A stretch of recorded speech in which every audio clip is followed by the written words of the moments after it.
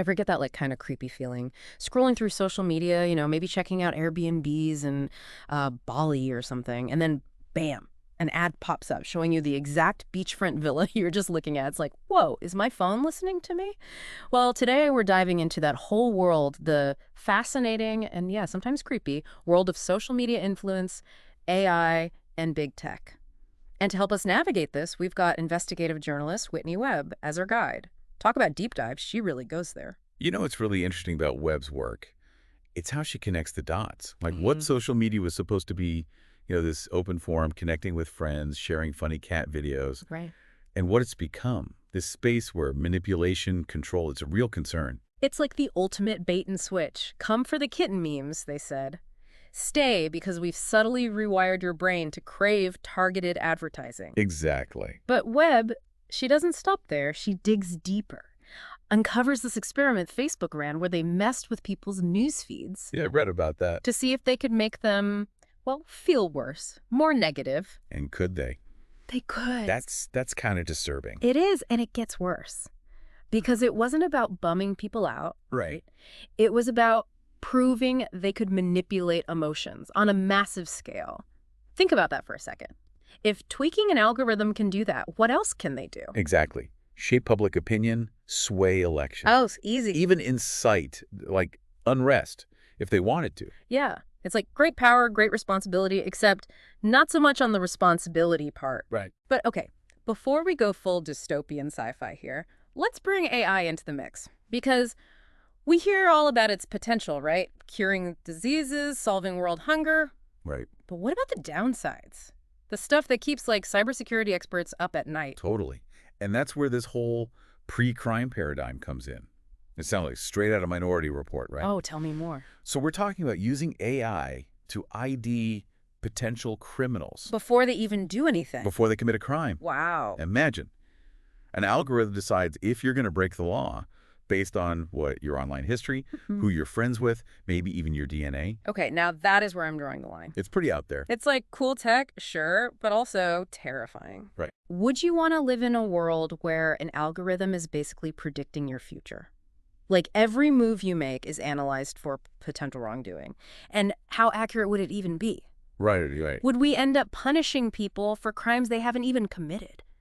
Yeah. That's heavy stuff. It is heavy. And it's not like science fiction anymore.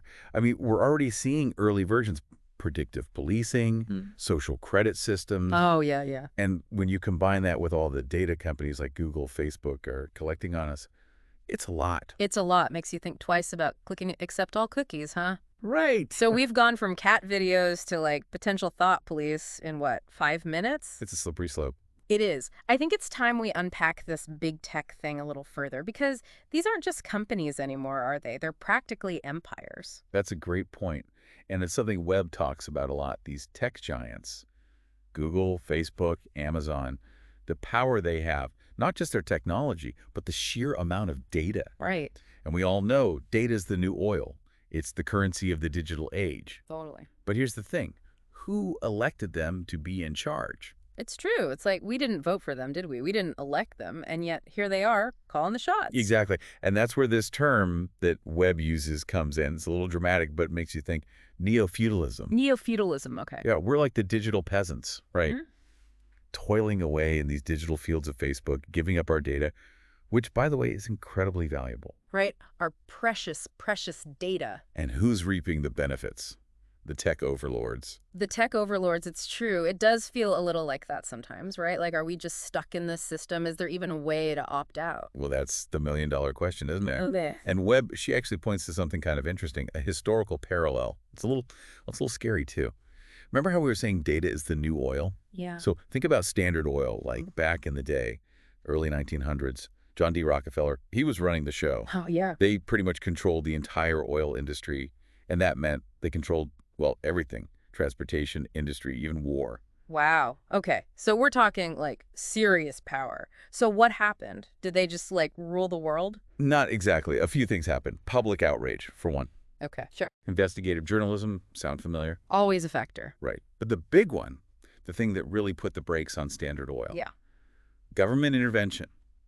Antitrust laws. They got broken up into smaller companies. leveled the playing field a bit. So are we saying that's what needs to happen with big tech, like break them up? Honestly, I don't know if I want my social media feed to be even more fragmented than it already is. Right, right.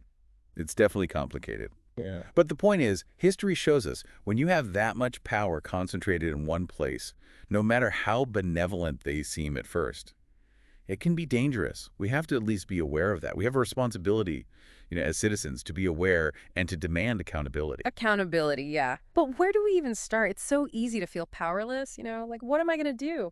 Write a strongly worded email to Mark Zuckerberg. I hear you. It can feel overwhelming, for sure. And that's where Webb's work gets really interesting and honestly kind of hopeful. She says, awareness is the first step. We can't fight what we don't understand, right? Right. So educating ourselves, how these algorithms work, how our data is being collected, how it's being used, that's essential. So knowledge is power. Cliche, I know, but It's true. yeah. In this case, it really is. The more informed we are, the better choices we can make about the technology we use, the information we consume, even the companies we support with our wallets. Okay, so that makes sense. So it's about being conscious consumers, not just of like products, but information itself. Exactly. And it goes beyond individual choices, too. Webb's a big advocate for collective action, supporting data privacy legislation, holding our elected officials accountable, even just talking about this stuff with our friends, our families. Okay, so we're talking multi-pronged approach here. Educate ourselves, make informed choices, and push for systemic change. It's a tall order, but it's also Empowering. It is empowering. Like, we're not just passive victims here. We have a voice.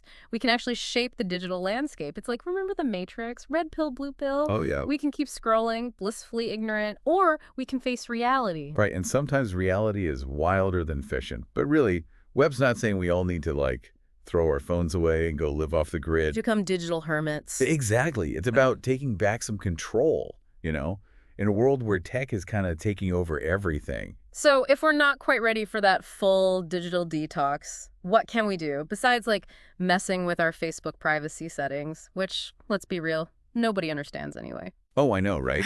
It's like a foreign language.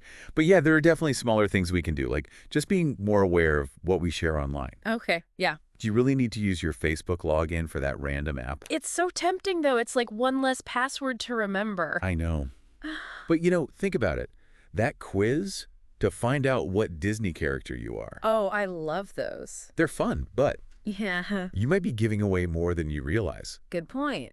Like they say, if the product's free, you're the product. And product is our data. Exactly. Okay, so besides being careful about our data, anything else we can do to support a better digital future? Besides tweeting about it, I mean. Totally. Remember we were talking about those antitrust laws? Yeah, with Standard Oil. There are organizations pushing for stronger regulations on big tech. Supporting them? That's huge. Or even just being aware of who's funding the tech we use every day. Do their values align with yours? That kind of thing. So it's about conscious consumption, but not just of products, but of information tech itself. Exactly. Choosing to support companies, organizations that are trying to build a better future where tech helps people, not, Exploits them. yeah. This has been, wow, we really went there today. Social media manipulation, AI, pre-crime, neo-feudalism. That's a lot. It's a lot to process. But the good news is we're not just along for the ride. Right. We have a choice. We have a voice, and we can actually hopefully shape the future. Make it a future where tech works for us, not the other way around. Exactly. Well, this deep dive has definitely given me a lot to think about. It's a little daunting, but it's also kind of empowering, we're not powerless. We're not. So next time you see that super creepy specific ad on your feed, remember what we talked about today. Question it, look into it, and don't be afraid to demand better from the tech that's shaping our world.